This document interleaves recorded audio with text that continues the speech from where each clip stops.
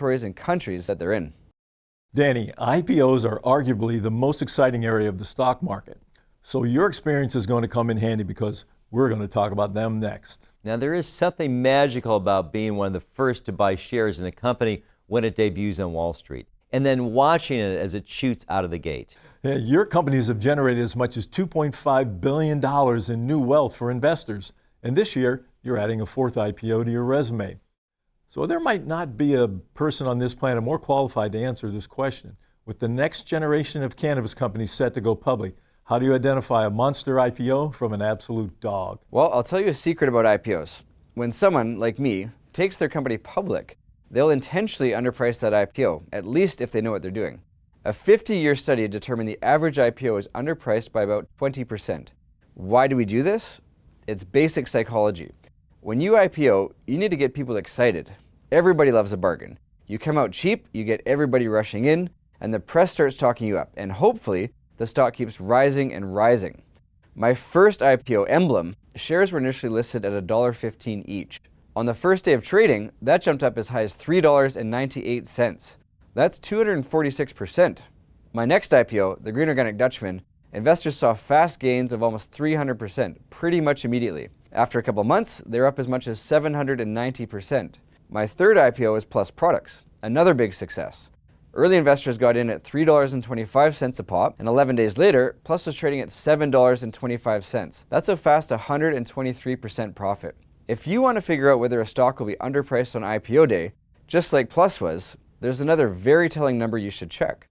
That's the percentage of shares that are locked up. Just to clarify what you're saying here, before a company goes public, they issue a set amount of shares. At the IPO, they release a certain amount of shares for free trading.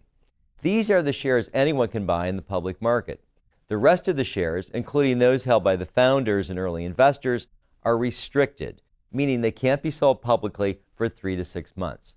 Those shares are considered locked up. That's right. This is basic supply and demand. If you release too many shares at the IPO, they're easy to get, which means they're cheaper to get. But if you lock up the majority of those shares, it means they're harder to come by. That kicks off a bidding war, and the price of those shares can shoot up very quickly.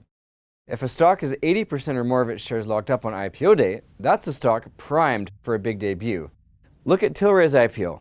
In 2018, it became the first cannabis company to go public on a major American exchange. There was a lot of buzz around Tilray. A study had just been published that found its cannabis oil treatment reduced seizures by an average of 70% with kids suffering from Dravet syndrome. That's a rare form of epilepsy. So Tilray's IPO was a big deal. International news, lots of excitement.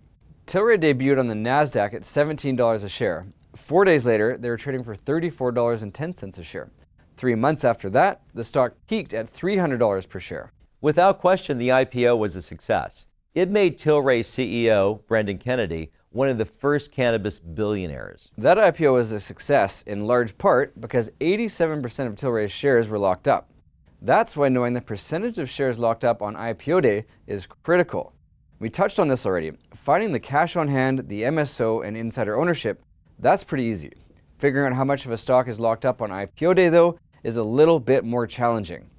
In the US, every private company has to file what's called an S-1 with the SEC before they can go public. And these documents can run 400 pages or longer. You're going to have to grab numbers and share classes from different sections to get that locked up percentage. It's something I would recommend leaving to the experts. Which is exactly why the National Institute for Cannabis Investors was